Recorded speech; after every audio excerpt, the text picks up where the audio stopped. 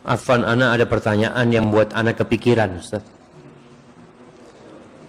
Pertanyaannya, apakah benar orang kaya telat masuk surga 500 tahun?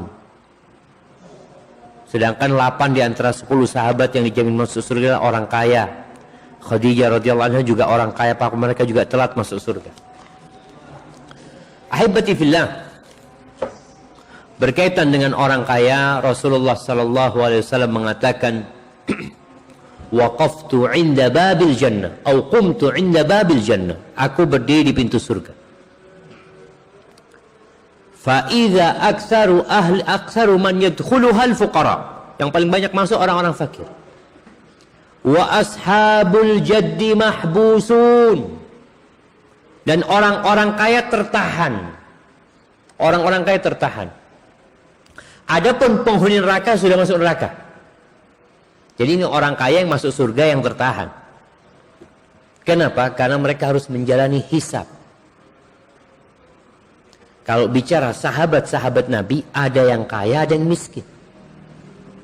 Tentunya yang miskin mati tidak meninggalkan warisan. Apa yang mau dihisab dari hartanya? Bukankah di antara pertanyaan yang akan ditanyakan, min aina iktasabahu wa fima anfaqa? Dari mana engkau dapat uang, kemana disalurkan? Dari mana kemana? Dari mana di mana? Ini kalau orang memang nggak punya harta, dari mana kemana? Yang mana? Nggak ada memang.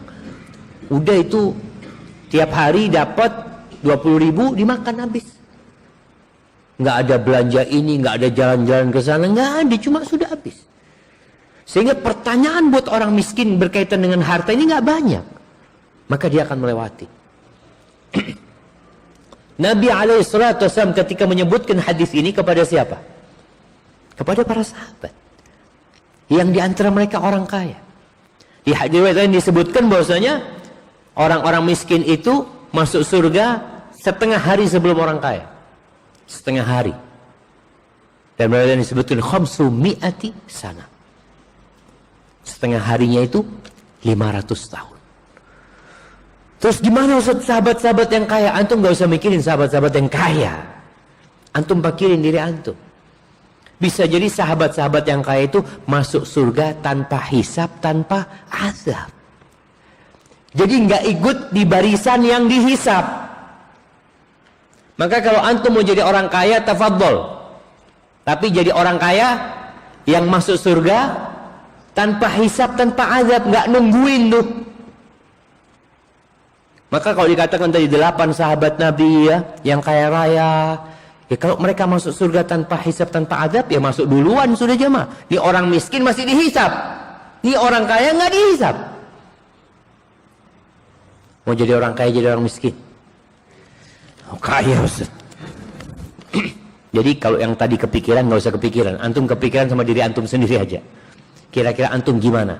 Tapi yang jelas, benar yang diucapkan Nabi SAW, orang-orang kaya akan tertunda masuk surganya disebabkan ada hisab yang dilakukan. Namun jamaah, surga ini bertingkat-tingkat. Bisa jadi orang kaya memang telat masuk surganya, tapi waktu masuk surga di surga yang tinggi. Ini orang miskin ya masuk surga, ya biasa-biasa aja dia, karena mungkin dia nggak punya, ya amalannya nggak banyak gitu. Yang kaya ini banyak amalannya. Dia membangun pesantren, tapi kan harus ditanya dulu, kok ikhlas nggak bangun pesantren? Orang miskin nggak pernah bangun pesantren, maka dia nggak ada pertanyaan untuk itu. Jadi ketika orang kaya ini banyak amal soleh dan ikhlas, ketika dia masuk surga, memang bisa jadi lebih tinggi dari orang-orang miskin kedudukannya, walaupun masuknya terlambat.